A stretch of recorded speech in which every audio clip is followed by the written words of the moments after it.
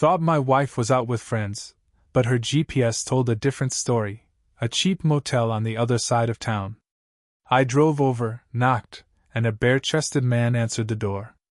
I smiled and said, "Mind letting my wife know her husband's here?"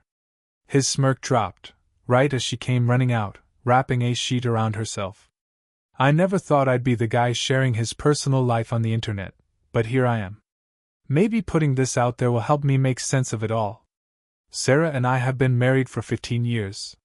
We met during our college days in Chicago, fell in love, and built a life together.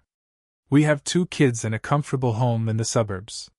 Sarah has always been the social butterfly, always out with friends, while I preferred staying in. It worked for us, or so I believed. Lately, things felt different. Sarah was on her phone more than usual, often smiling at messages she wouldn't share. Our conversations became brief, and our intimacy faded. I told myself it was just a phase, that every couple has their ups and downs. One Friday evening, Sarah told me she was going out with her friends downtown. This wasn't out of the ordinary, she often had girls' nights. She kissed me goodbye and left. As the evening went on, I couldn't shake this nagging feeling. Something felt off. We had a phone app that shared our locations for safety reasons. I hadn't checked it in a long time, trusting her completely. But that night, curiosity got the better of me. I opened the app and saw her location wasn't downtown. Instead, she was at a motel on the other side of town, a place that didn't match any of her usual spots. My heart sank. Maybe she was picking up a friend? Maybe there was a logical explanation. But deep down, I knew something was wrong. I decided to drive over, needing to see for myself. The motel was one of those places you'd rather avoid, with a flickering neon sign and a parking lot that had seen better days. I spotted Sarah's car immediately. Taking a deep breath, I walked up to the room her GPS indicated. I knocked. After a moment, the door opened, revealing a shirtless man, clearly surprised. Behind him, I saw Sarah, wrapped in a bedsheet, her face a mix of shock and guilt. "Mind letting my wife know her husband's here?" I said, forcing a smile I didn't feel. The man's smirk disappeared. Sarah gasped, clutching the sheet tighter around her. "Michael, She started, but words failed her. I didn't wait for explanations. Turning around, I walked away, my world crumbling with each step. The drive home was a blur. Memories of our life together flashed before me, the day we met, our wedding, the birth of our children. How had we ended up here? Sarah came home hours later. We sat in the living room, the weight of silence pressing down on us. "How long?" I finally asked. Tears streamed down her face. "A few months." "Why?" She hesitated. "I felt neglected. We were drifting apart. I was lonely." I nodded, absorbing her words. "And this is how you chose to address it?" She sobbed. "I made a terrible mistake. I'm so sorry, Michael." The days that followed were agonizing. We tried counseling, but the trust was shattered. Every time I looked at her, I saw her in that motel room. The pain was unbearable. Ultimately, we decided to separate. The kids were our priority, and we aimed for an amicable co-parenting arrangement. But the nights were the hardest. Lying in bed alone, replaying everything, wondering where it all went wrong. To anyone reading this, trust your instincts. If something feels off, it probably is.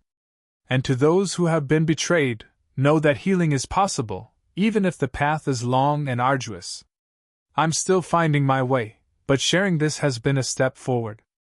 After Sarah moved out, the house felt too quiet. The kids were with her for the weekend, and I sat in the living room staring at the blank TV screen, not really watching anything. I hadn't told anyone what happened yet. Not my friends. Not my parents. I wasn't ready for the looks, the pity, or the questions. Monday morning rolled around and I dragged myself to work. I'm an HVAC technician in Naperville. It's hard, physical work, but it keeps my mind busy. That day, my coworker Dave noticed something was off. "You look like crap," he said, half joking. Rough weekend? I just nodded. Something like that. He didn't push, thankfully. That week, I noticed something weird. My credit card was declined at the grocery store. That didn't make sense. I'm careful with money. I checked my account when I got home, and there it was. Multiple charges I didn't make. A fancy dinner in downtown Chicago. A hotel in Schaumburg. A spa service. All while Sarah had access to our shared credit card. I texted her. Did you use the joint card for something this week? She replied. Just groceries. Why? I sent screenshots of the charges. No response. 3 hours later, she finally texted. Sorry. I was stressed. I'll pay it back. That wasn't good enough. I called the bank and pulled my name off the joint account that night. I didn't tell her. I was done being the guy who just let things go. Then came the next punch. One night while picking up the kids from her apartment, my daughter, Lily, who's only 10, asked if Uncle Rob was coming to dinner again. Who's Rob? I asked. She shrugged. Mommy's friend. He gave me a Barbie last week. The blood drained from my face. Sarah met my eyes at the door. She knew I heard. You brought him around the kids? I asked, trying to keep my voice calm. It was just once, she said quickly. They were at my place, and he stopped by. That's it. You said you weren't seeing him anymore. I didn't plan it, okay? She snapped. Don't start. I left before I said something I'd regret. But the next day, I went straight to my lawyer. This wasn't just about betrayal anymore. It was about what kind of example was being set for our children. I wanted a formal custody agreement. If she was going to be reckless, I needed to protect my kids. That week, things got even messier. I got a call from a number I didn't recognize. When I picked up, a man's voice asked, Is this Michael? Yeah. Who's this? You don't know me, but I'm Rob's brother. I thought you should know something. What? Rob's still married. He's been telling his wife he's on business trips when he's been with Sarah. I sat down. Are you serious? Dead serious. His wife found messages. She wants to talk to you. So now I'm here. Waiting to hear from a woman whose husband is cheating with my wife. My ex-wife, technically, but still. This thing just keeps spiraling, and I don't know where it ends. Every time I think I've hit the bottom, another floor caves in. A few days after that call from Rob's brother, I got an email. It was from her, Rob's wife. Her name was Daniela. The message was short but packed a punch. Hi Michael, I think we need to talk. Rob has been lying to me for months, and your wife is part of it. I have screenshots, pictures, and phone logs. Please let me know when you're available. Daniela. I called her that night. She sounded tired but focused, like someone who had been putting the pieces together for a while. He told me he was traveling for work, she said. He's in tech sales. Always had a suitcase by the door. But one day, he left his tablet at home. I saw texts between him and a number saved as Samantha, but it wasn't Samantha. It was Sarah. My stomach turned. She sent me some of the screenshots. I stared at a picture of Sarah and Rob, taken through a restaurant window, arms around each other, laughing. It wasn't just sex. They had a whole thing going. Dinner dates. Weekend getaways. They were in pictures like a damn couple. And in one photo, Rob had my son on his shoulders, smiling like he belonged. I was furious. And ashamed. Somehow, I felt like the idiot who didn't see it coming. Daniela and I stayed on the phone for 2 hours. We vented, compared timelines, and confirmed that yes, there was significant overlap. They hadn't just started seeing each other after the separation. It had been going on for months before that motel night. Later that week, Sarah showed up unannounced. She looked like she hadn't slept.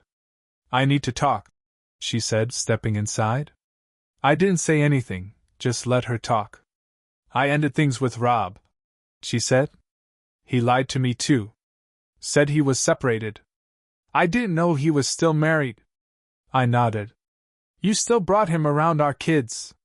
She sat down on the couch, her hands shaking.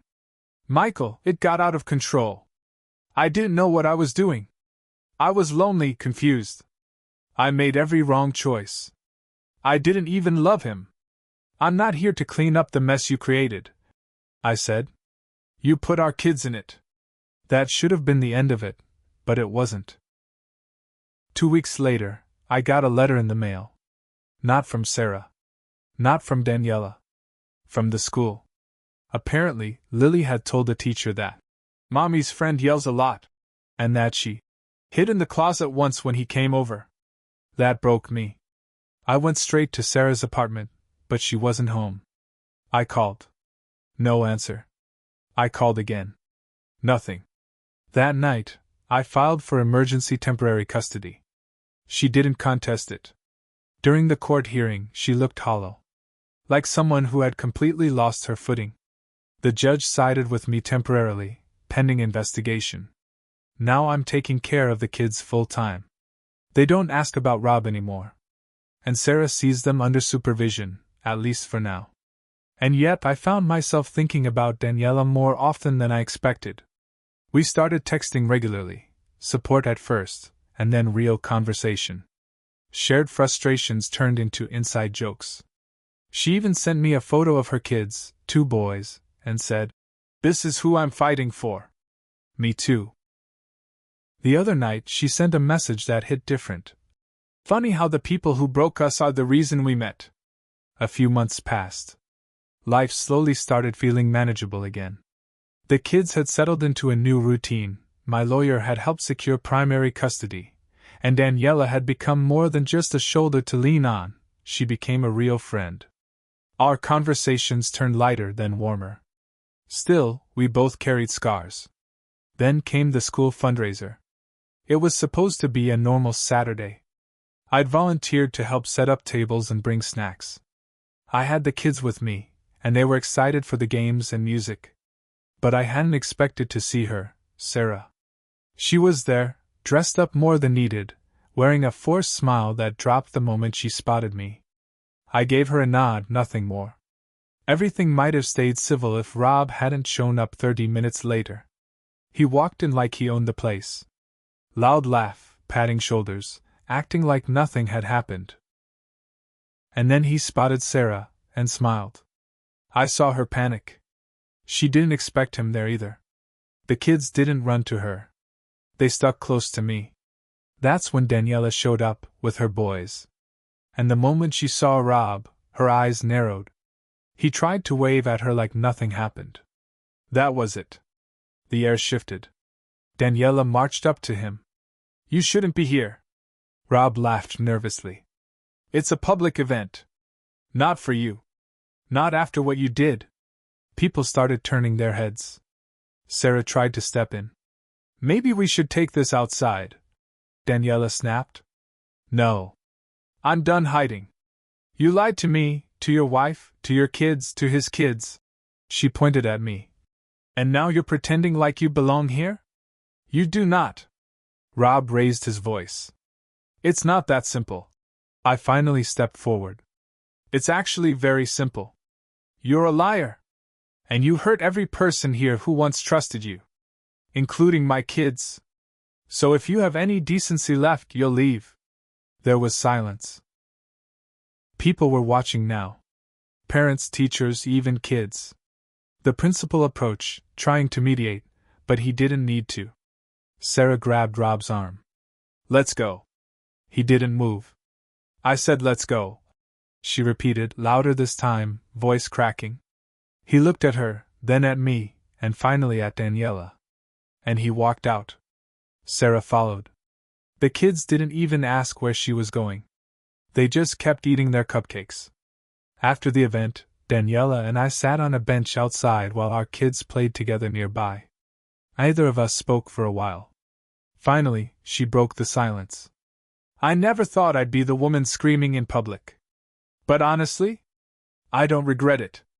I think you said everything that needed to be said," I replied. She nodded. Do you ever wonder if we were partly to blame? Like, could we have seen it sooner? I used to. Not anymore. They made their choices. She looked at me.